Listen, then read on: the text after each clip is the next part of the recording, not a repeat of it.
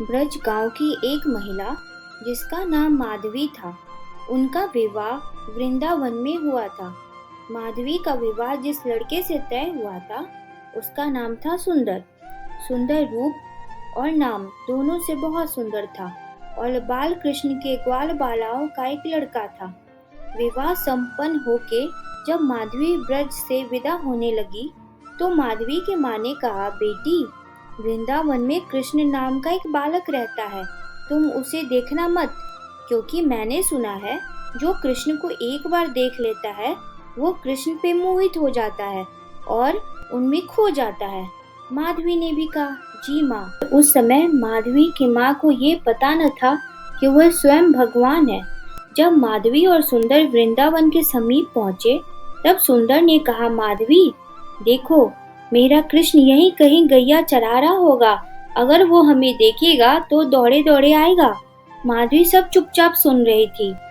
कुछ देर बाद कान्हा दौड़े दौड़े आए और कहा, अरे सुंदर, तू आ गया, तनिक भाभी का मुंह तो दिखाओ। इतना कह के कान्हा जी पालकी के अंदर झांकने लगे, लेकिन माधवी को अपनी माँ की कही बातें याद थी, तो माधवी ने फटाक से अपने आप को झाँप लिया। फिर कान्हा बोलते हैं, भाभी तनिक अपना मुंह तो दिखाओ, पर माधवी टस से मस नहीं होती। फिर कान्हा जी गुस्सा हो गए और बोले कि ठीक है भाभी, आज मैं तुम्हारे पास आया हूँ, लेकिन तुम मुझसे नहीं मिल रही। वैसे ही जब तुम मुझसे मिलना चाहोगी तो मैं भी नहीं मिलूंगा। एक बार वृंदावन में जोरों की बारिश होने लगी, तो कान्हा ने गोवर्धन पर्वत उठा लिया। उस पहाड़ के नीचे सभी वृंदावन वासी आ गए, उनमें से एक माधवी भी थी। जब कान्हा ने गोवर्धन उठाया तब रात का समय था, इसलिए माधवी देख नहीं पाई थी कि पहाड़ किसने उठाया है। माधवी ने पहले कृष्ण की कनिष्ठ उंगली पर नजर डाली और फिर कृष्ण का मुख देखा और सोचा, जो अपनी कनिष्ठ उंगली पे गोवर्धन जैसे बड़े पहाड़ को उठा ले, वो कोई आम मानव नहीं हो सकता, ये तो स्वयं भगवान ही हो सकते हैं। उसने बिना विलंब किए कृष्ण से माफी मांगी, पर कृष्ण बोले, अब मैं तुम्हारे पास कभी नहीं आऊंगा, क्योंकि जब मैं तुम्हारे पास आया था तो तुमने मुझसे नहीं मिला था। वो 7 दिन तक गोवर्धन पर्वत उठाए रहे और मीरा 7 दिन तक माफी मांगती रही। फिर कृष्ण ने बोला, ठीक है, मैं माफ तो कर दूंगा, लेकिन तुम्हें अपनी कोई भी लीला में शामिल नहीं करूंगा। 11.5 साल की उम्र में कृष्ण वृंदावन छोड़कर द्वारिका नगरी चले जाते हैं और माधवी का उनके विरह में मृत्यु हो जाती है। फिर वही माधवी मीरा बन सन 1498 ईस्वी में पाली के कुडकी गांव में दूधा जी के चौथे पुत्र रतन सिंह के घर जन्म लेती हैं। जब मीरा 4 साल की थी तो उनके महल में एक संत जिनका नाम रविदास था, वह उनके महल में आते हैं। उनके पास बाल गोपाल की एक बहुत सुंदर मूर्ति थी। मीरा ने संत से वह मूर्ति मांगी। उसने कहा, महात्मा, कृपया आप मुझे यह मूर्ति दे दे। संत ने बोला, अगर मैं तुम्हें यह मूर्ति दे दूंगा तो मैं किसकी पूजा करूंगा। मीरा उदास हो गई। मीरा ने खाना पीना सब छोड़ दिया। उसी दिन संत जब सो रहे थे, उनके स्वप्न में कान्हा जी आते हैं। कान्हा जी ने बोला, यह मूर्ति मीरा के लिए ही है, वह मेरी भक्त है, यह मूर्ति उसे जाके दे दो। अगले ही दिन संत रविदास फिर से महल में आते हैं और वह मूर्ति मीरा को दे देते हैं। मीरा खुश हो जाती है। मीरा निर्दोष मन से पूछती है, संत जी, मैं इनका क्या नाम रखूं? संत जी ने बोला, तुम इन्हें गिरधर गोपाल बोलो। तब से मीरा उन्हें गिरधर गोपाल बोलने लगती है। मीरा रात दिन उनकी सेवा करती थी, हमेशा नहलाती, खिलाती, सुलाती। वह बहुत खुश रहने लगी। वह उस मूर्ति को ही अपना सब कुछ मान बैठी थी। एक दिन मीरा अपनी माँ के साथ छत पर खड़ी थी। वहाँ से एक बारात गुजर रही थी। मीरा ने पूछा, माँ, ये कौन है? और बताने के लिए हट करने लगी। माँ ने बोला, ये दूल्हे की बारात है। फिर मीरा ने पूछा, मेरा दूल्हा कौन है? सामने कृष्ण की मूर्ति रखी थी। माँ ने कहा, यह कृष्ण ही तेरा दूल्हा है। तब से मीरा कृष्ण की ओर दीवानी हो गई। मीरा 6-7 साल की रही होंगी जब उनके माता पिता दोनों का निधन हो गया। तब मीरा के दादाजी श्री दूदा जी ने उन्हें नृत्य व संगीत की शिक्षा दिलवाई व पालन पोषण अच्छे से किया। मीरा की शादी राणा सांगा, जो सिसोदिया वंश के थे, उनके बड़े बेटे भोजराज से कर दी गई।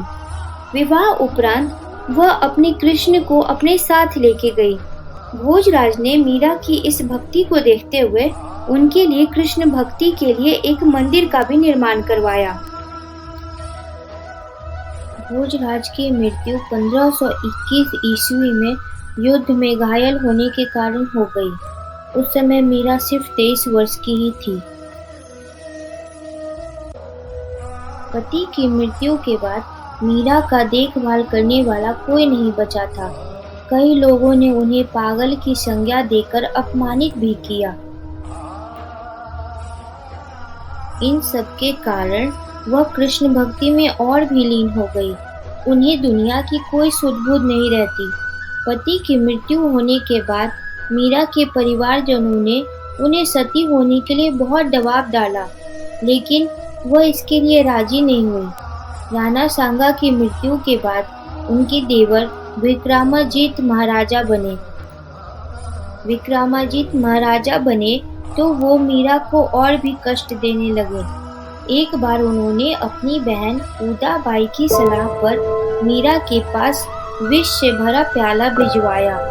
मीरा उसे प्रसाद समझकर पी गई, पर वो कहते हैं ना, जाको राखे साइया मार सके ना कोई। मीरा को भी कुछ नहीं हुआ। दूसरे प्रयत्न में उन्होंने मीरा के पास फूलों की टोकरी में छिपाकर विषधर सांप भिजवाया।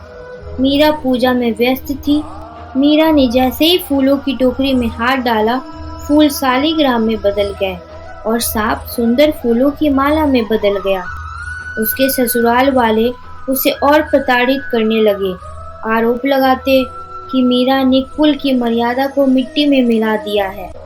पर मीराबाई समाज में महान संत के नाम से जानी जाने लगी। लोग कहते कि उन्हें देखना या चरण स्पर्श करना बड़े सौभाग्य वालों को नसीब होता है।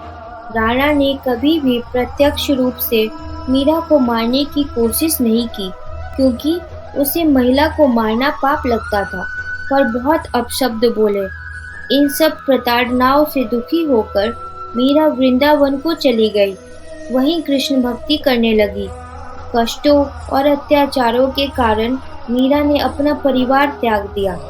कुछ साल वृंदावन में रहने के बाद मीरा द्वारिका चली गई। वह हर समय श्री कृष्ण के बारे में ही सोचती। राजस्थान में मीरा बहुत लोकप्रिय हो गई थी। सब लोग उन्हें बड़े प्यार से राजस्थान की राधा की संज्ञा से नवाजा। राणा के अत्याचारों की बात चारों तरफ फैल चुकी थी। उसकी हत्या कर दी गई। उसके बाद उदय सिंह गद्दी पर बैठा। उसने सोचा, मीरा ऐसे दर दर भटकेगी तो उसके परिवार की बहुत बदनामी होगी। उसने मीरा को चित्तौड़ आने का निमंत्रण भेजा, लेकिन मीरा ने साफ मना कर दिया। मीरा के पति की मृत्यु हुए 25 साल गुजर चुके थे। मीरा 48 वर्ष की हो गई थी, लेकिन अभी भी उनके परिवार वाले उनके पीछे पड़े थे। मीरा ने यह संकल्प ले लिया था कि वह अब सिर्फ कृष्ण से संबंध रखेगी और किसी से नहीं रखेगी। उदय सिंह ने कुछ ब्राह्मणों को मीरा को समझाकर लाने के लिए भेजा, लेकिन मीरा चलने के लिए तैयार न हुई। फिर ब्राह्मणों ने बोला कि अगर आप हम लोग के साथ नहीं गई तो हम लोग खाना पीना छोड़कर यहीं प्राण त्याग देंगे। मीरा विचित्र स्थिति में फंस गई। अगले दिन मीरा चित्तौड़ चढ़ने के लिए राजी हो गई। मीरा ने बोला कि आप लोग रात में मंदिर में ही सो जाएं, सुबह मैं आप लोग के साथ चलूंगी। जब ब्राह्मण सुबह उठे तो मीरा वहां न थी। उन्होंने बहुत ढूंढा, पर मीरा नहीं मिली। मीरा की साड़ी श्री कृष्ण की मूर्ति पर जरूर मिली। इससे लोगों ने यह निष्कर्ष निकाला कि मीरा शायद अपने गिरधर गोपाल में समा गई है। मीराबाई जी ने उन्हें दुख देने वालों और दुर्व्यवहार करने वालों के साथ कभी भी बदले की भावना न रखी। उन्होंने सब कुछ सहा। उनका जीवन हमें बताता है कि एक भक्त अपने भगवान के लिए हर तरह के दुख हंसते-हंसते सह सकता है। जरूरत है तो सिर्फ अपने परमेश्वर पर विश्वास की। मीराबाई सदा सदा के लिए अपने गिरधर गोपाल में समा चुकी थी।